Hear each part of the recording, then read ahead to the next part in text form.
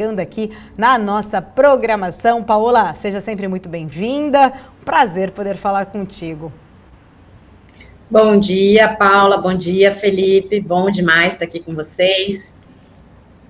Obrigada, muito bom dia. Paola, muitos investidores, né? Fico olhando aqui no chat, muita gente perguntando, muito em dúvida, né? Preocupado com toda essa questão do cenário fiscal, esses sinais aí de que 2023 pode acabar sendo até, inclusive, um ano mais atrativo para renda fixa, né? Tem já chamado aí, muita gente tem chamado essa PEC para o PEC que beneficia somente os rentistas, mas quem está posicionado, né, com renda variável, tem parte do portfólio aí na renda variável, fica muito querendo saber como escolher boas ações neste cenário atual de juros altos.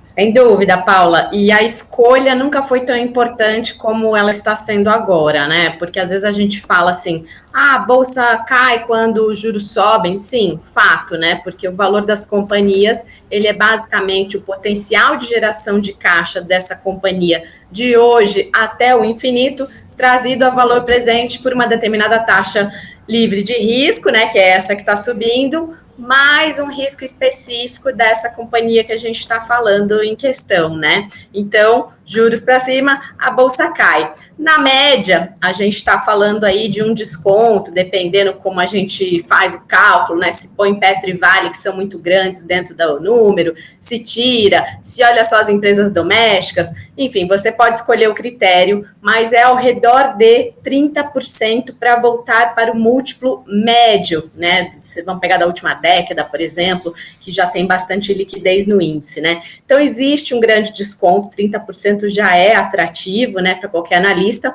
mas quando a gente olha dentro de setores específicos, existem discrepâncias enormes, Paula, e aí abrem-se muitas oportunidades, né? Como as taxas de juros sobem, muita gente quer sair da bolsa e a portinha é estreita, alguns papéis, especialmente aqueles que têm menor liquidez, existem, assim, distorções enormes que vão sendo criadas ali momentaneamente, né? Então, um exemplo que eu tenho dado muito ultimamente, setor de construção civil, né? Eu pego ali, por exemplo, performance da Cury, que subiu mais ou menos uns 70% nesse ano, e a Tenda caiu mais ou menos 70% nesse ano. Falou, poxa, esse era o tal do kit Lula, né? Habitação de baixa renda, plano Minha Casa Minha Vida. Como é que duas empresas do mesmo setor estão tendo performances radicalmente distintas, né? Então, a escolha dos ativos, ela é muito importante neste momento.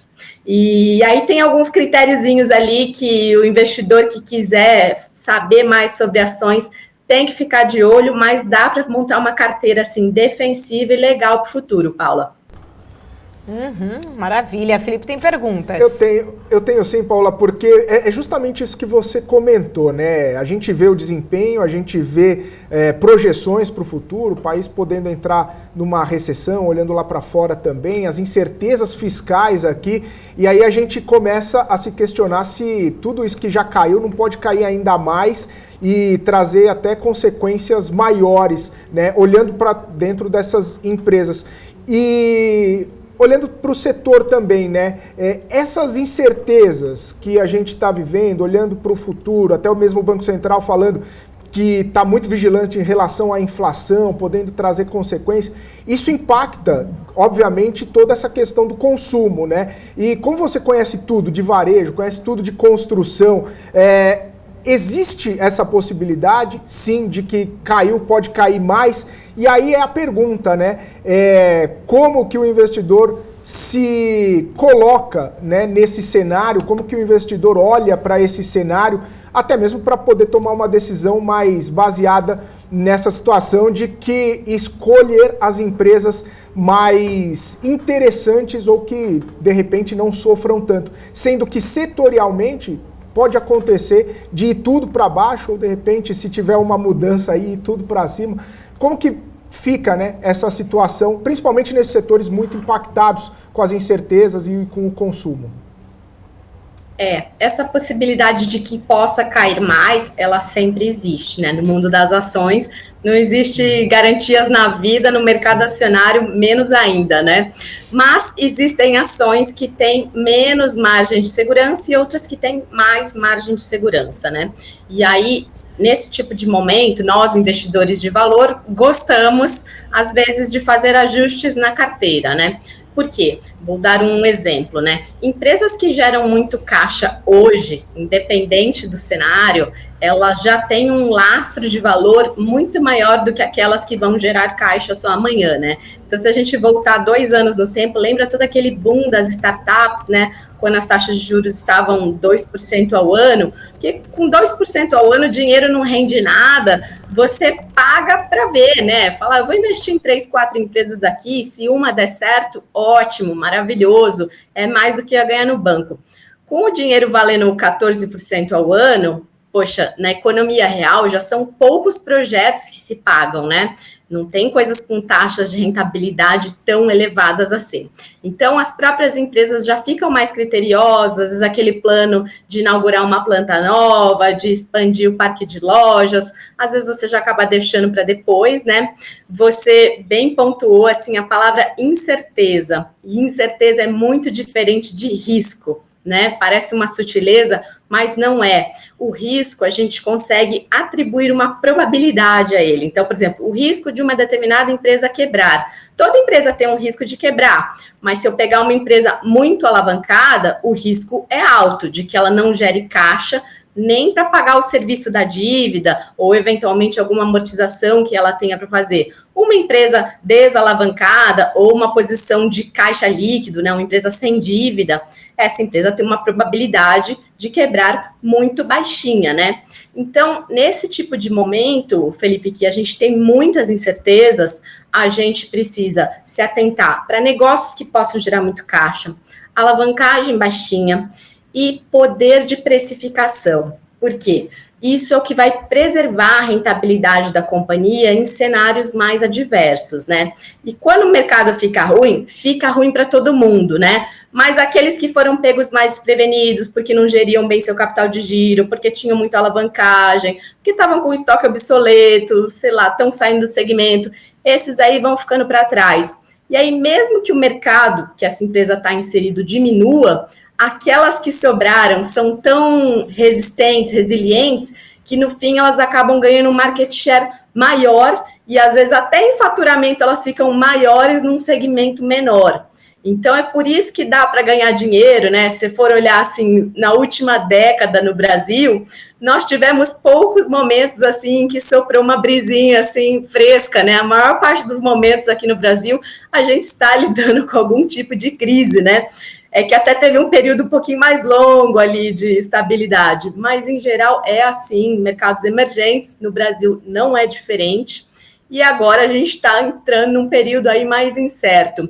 Então, jogar de uma maneira mais defensiva, olhando essas 3 regrinhas que eu falei e atentando para preços descontados, vai te dar um lastro de valor, né? Que nem se eu falar assim, poxa, você quer comprar um imóvel aqui no Itaim por 40 mil metros quadrados? Talvez você fale, pô, adoraria, mas não. Pô, e por 20 mil? Talvez você fale, não. Fala, mas tem ali um cara que está vendendo um imóvel maravilhoso a 2 mil. Pô, 2 mil você já sabe que não é preço certo, né? Fala, 2 mil eu vendo alguma coisa aqui e compro, porque eu sei que mesmo num cenário ruim, se eu só vender ele no mercado pelo que ele de fato vale, eu ainda vou ganhar dinheiro. Então, é esse trabalho aqui que a gente está fazendo de calibragem aqui das posições, algumas pequenas trocas, para navegar um período um pouquinho mais incerto, Felipe. Ô, Paula, deixa eu só complementar aqui uma outra dúvida, né? Rapidinho, eu sei que o Cabral também tem uma pergunta, mas ainda pegando essa questão, a questão toda do fiscal, ela tem gerado muita preocupação, principalmente com a relação de como que o governo vai arcar isso, né? Se essa dívida ela vai ser empurrada, se isso, né, vai ser aí o modus operandi para se viabilizar esse teto de gastos maior, isso empurrando dívida aumenta juros, a gente sabe, sim, gera também mais inflação. Isso tudo são fatores que são negativos, principalmente para o consumo, né? Para o setor de consumo, varejo, shoppings. Muitos analistas, inclusive, já estão, né, trabalhando ali, acreditando que pode ser que 2023 seja um ano ali, né, de um pouco mais inclusive de uma recessão técnica, inclusive por conta desses juros que impactam também a economia. Como que você está olhando justamente para essas questões fiscais que impactam diretamente o setor de consumo, né? Principalmente ali o varejo. Será que as pessoas elas vão segurar um pouco mais esse consumo com essa preocupação principalmente aí de uma inflação vindo, de um juros mais alto vindo por conta dessa PEC? Vão, Paula, vão segurar por 3 razões, né? Uma é a inflação, né? A inflação acaba corroendo o poder de compra e mesmo que você ganhe igual, você vai conseguir comprar menos com esse valor. Como a gente tem uma estrutura de Banco Central independente, toda irresponsabilidade fiscal vai ser seguida por uma austeridade monetária, né, na sequência. Então, a gente vai viver um período de taxa de juros mais elevadas. Eu costumo dar o exemplo assim, falo, pensa se o Brasil fosse uma empresa, né? Olha a sinalização que a gente está recebendo. Até pouco tempo a gente não sabia nem quem ia ser o diretor financeiro dessa empresa, mas a gente sabia que ele vai estourar o orçamento. A gente não sabe o quanto essa empresa pretende vender. Se a gente não sabe o quanto a empresa pretende vender, né, no nosso caso é o PIB do país, poxa, pensa se essa empresa fosse uma indústria moveleira. Eu não sei quanto de madeira eu preciso, eu não sei quantos marceneiros eu preciso, eu não sei se o meu galpão aqui vai dar certo. Então, você não sabe nada, você não tem nenhuma estimativa, vai estourar o custo, mas, poxa, não daria para tirar de algum outro lugar, né? Não dá para mudar um pouco a tipologia de produto.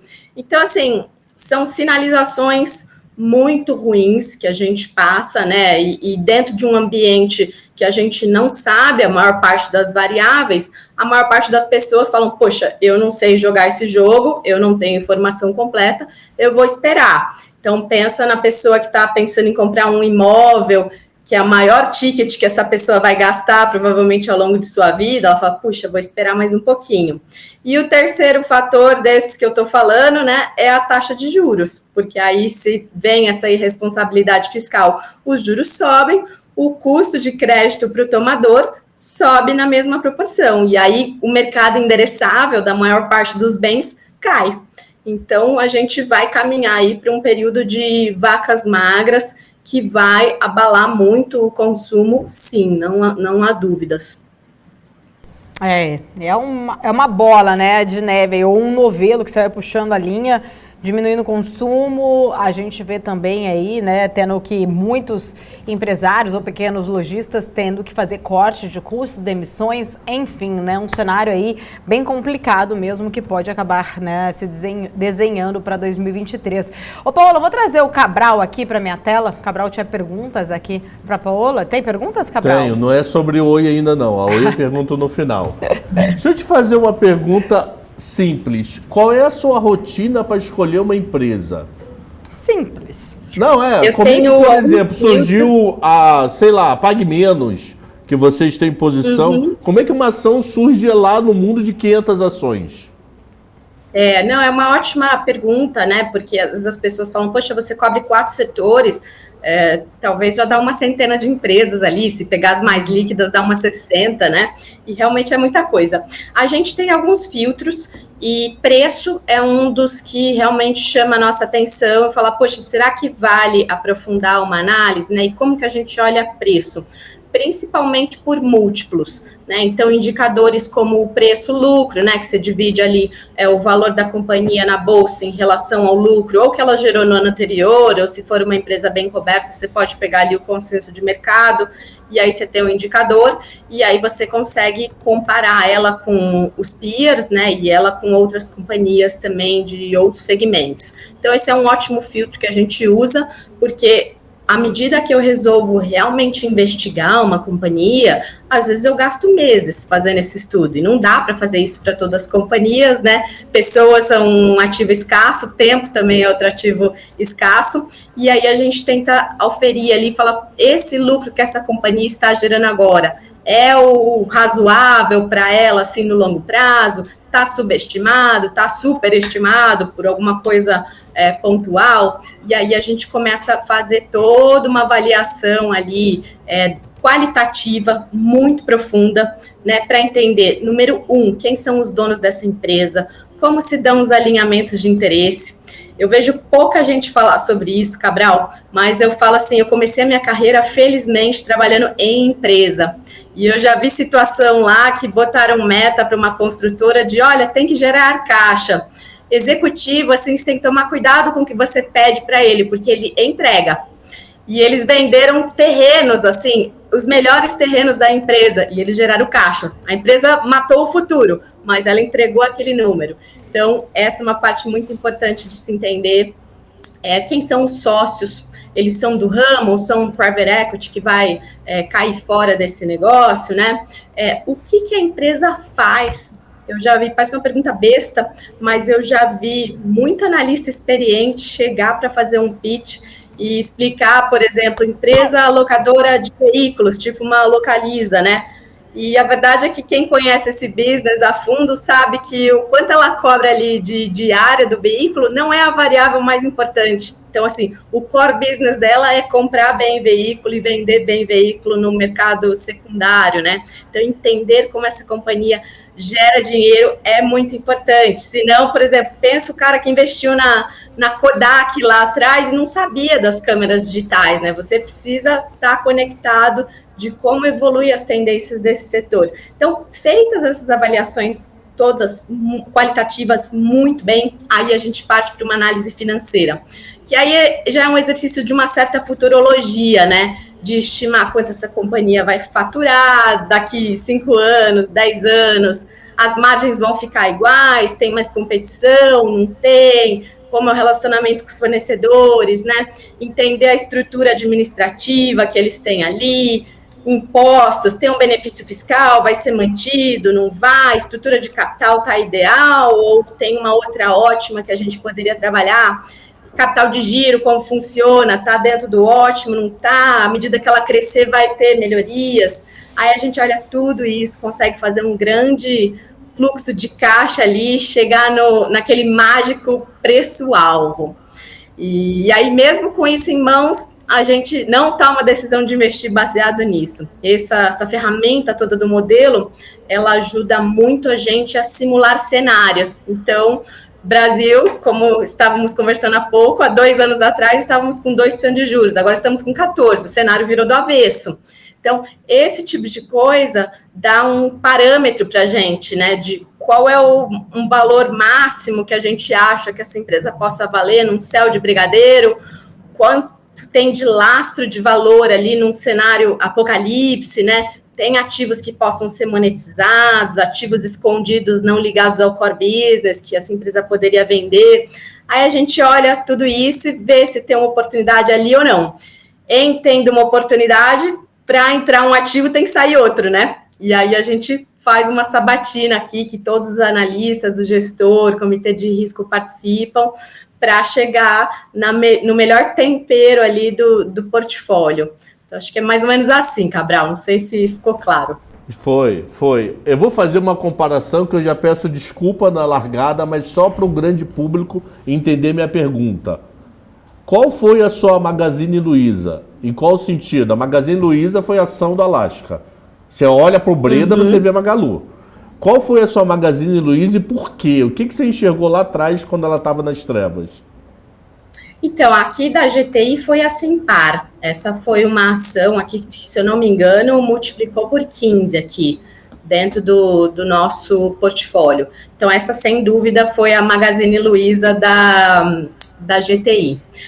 Dos meus cases, talvez o mais recente tenha sido a Vulcabras, que foi realmente uma empresa, assim, Somos sócios, que mudou então. de patamar.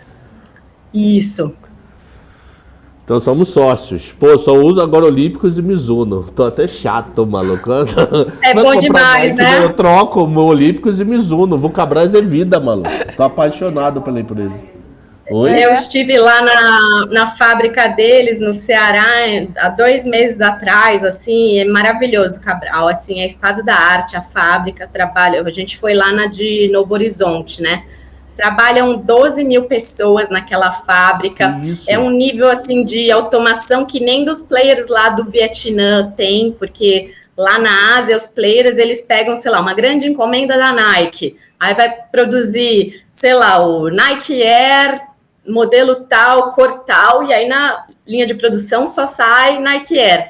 Na Vulcabras, a mesma esteira de produção, sai Under Armour, sai Olímpicos, sai até alguns calçados que eles fazem para Melissa, vai entrando tudo simultâneo, assim, então um nível de tecnologia que eles conseguem fazer com uma flexibilidade enorme.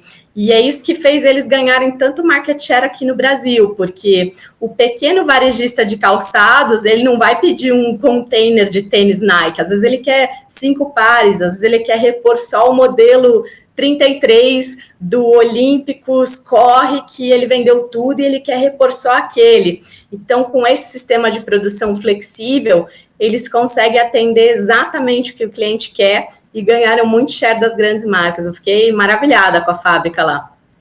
E ele conseguiu pegar a linha mais barata com Olímpicos e a mais cara com a Mizuno. Ele fechou o circuito todo, né? Tinha tênis lá produzido. Né? Exatamente. Tinha tênis, assim, de R$150 a R$1.700, assim. Então, um range muito grande. E a Zaleia, ele alugou para a Grendene a marca? Isso, ele licenciou para a Grendene e agora ficou uma empresa 100% concentrada em calçados esportivos, né? E a capacidade produtiva que ele liberou com a remoção da Zaleia, ele ocupou com a Mizuno, que ele assumiu a licença aqui no Brasil, que era uma marca boa, mas que estava meio cansada. Então, agora eles estão fazendo muitos investimentos nessa marca, também tem bastante coisa legal lá nesse sentido.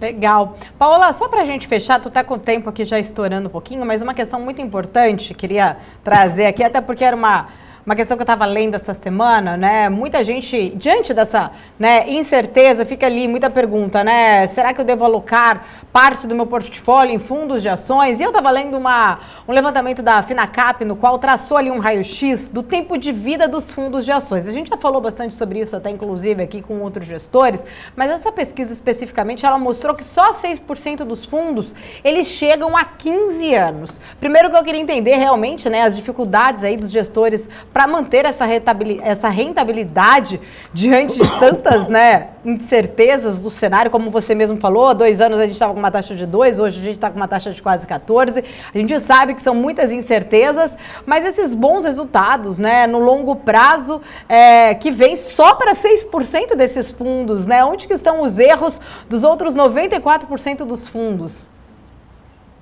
Exatamente, Paula. Existe uma mortalidade muito alta nessa indústria, né? E aí tem vários fatores que explicam isso, né? Em geral, surgem novas gestoras quando as taxas de juros caem, né?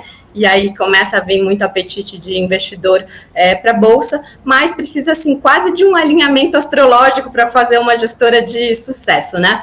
O primeiro deles é que você precisa ter um time muito alinhado, né? E que jogue bem junto, com os interesses corretos, né? E sociedade, como todo mundo sabe, é igual a um casamento, né? Então, às vezes as coisas funcionam bem por um tempo, às vezes não funcionam mais, às vezes funcionam bem com 2, 3 sócios originais, o negócio cresce, muita gente dando palpite, o cara às vezes saiu lá do bancão para montar a gestora, para ser dono da agenda dele, de repente ele está numa instituição que cresceu e ele voltou a ter a vida que ele não queria antes, né? Tem todos os tempos de vacas magras, né? Porque o patrimônio não é fixo, às vezes ele cresce, às vezes ele cai. Nem todo mundo tem esse estômago, porque você passa a ser um empreendedor quando você monta uma gestora e nem todo mundo tolera, né, essa volatilidade. Você precisa performar, então fundos que às vezes vão ficando muito abaixo ali do benchmark, eles acabam ou sendo fechados ou incorporados por outros produtos, né? Então gestoras que têm muitos produtos, bancos que têm muitos produtos, eles pegam os piores e incorporam os ativos pelos melhores, eles desaparecem do mapa, né? Então ninguém fica sabendo, o cliente fica feliz porque ele é incorporado num ativo que está com rentabilidade melhor. Então, realmente, assim, é uma conjunção de coisas que não é trivial. E aí, por fim, e mais importante, gestoras que às vezes têm muito sucesso pequenininhas, à medida em que elas crescem, a mágica já não funciona mais, né? Por quê?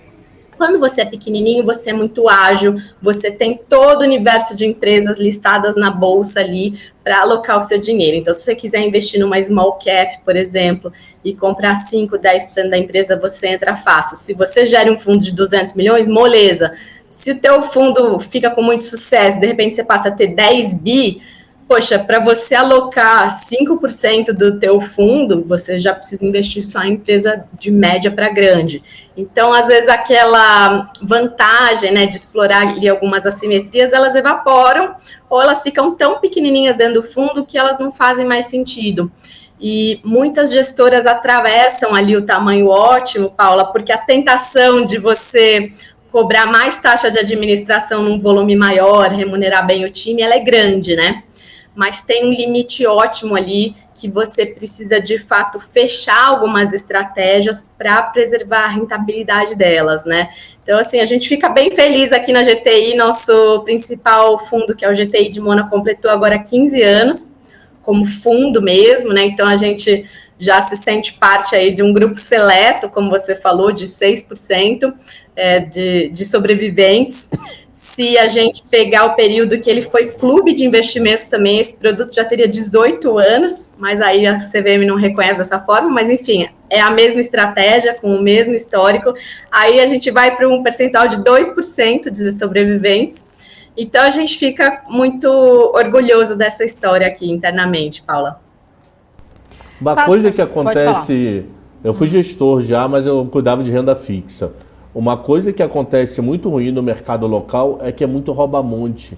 Você olha Petro, você olha Vale, você olha Simpar, você olha Vulcabras, você olha Petro, você olha Vale, você Simpar, você olha Arezzo. Todo mundo olha a mesma coisa. Porque você olha para os Estados Unidos, só as small caps são 8 mil. Fora as grandonas. Aqui, você parar para pensar, você tem 100 empresas. Você tem 100, é tudo rouba-monte. Se você fizer um programa o dia inteiro com analista aqui na BMC, eu te digo que umas 8 ações vão bater. Porque o cara vai falar, então, aí ninguém, vou no Cabras. Então isso é uma droga. O que é, Débora? A Débora quer falar também.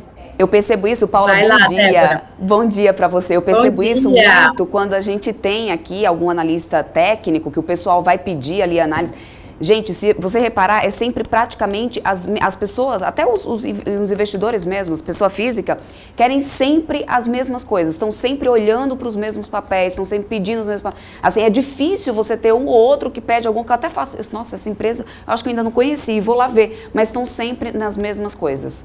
Mesmos setores, mas praticamente. É isso mesmo, Débora. Commodity, varejo. Será que é uma influência também? Não, tem pouca IPO, né? Tem pouca ação em bolsa. Sim, concordo, mas também pode estar tendo uma influência. Não, pessoa física com análise técnica rola muito bumba meu boi. Eles estão ali nas da moda. Você vê ranking da bolsa, dos 10 demais, aquilo não muda há séculos. Verdade. Assim, a bolsa divulga semestralmente o ranking aonde a pessoa física tem. O gestor muda. Comportamentais também, né? Porque eu vejo assim, quando uma ação começa a subir, assim, é como se assim cada célula do seu corpo quisesse comprar ela, né? Isso é natural do ser humano, né? Você não quer estar rodeado de perdedores, você quer estar no grupo de vencedores. Então, as pessoas tendem a correr atrás das histórias que estão funcionando. Agora, quando uma história está funcionando, tem grande chance de que você já esteja chegando tarde nela, né? A gente quer saber quem vão ser as próximas. E aí, quando eu olho a bolsa lá, se eu não me engano, tem uns 90 papéis, né, no Ibov, alguns até são repetidos, que tem o ANPN, mas é a mesma empresa. Aqui a gente tenta manter uma disciplina de ter no máximo 15 nomes.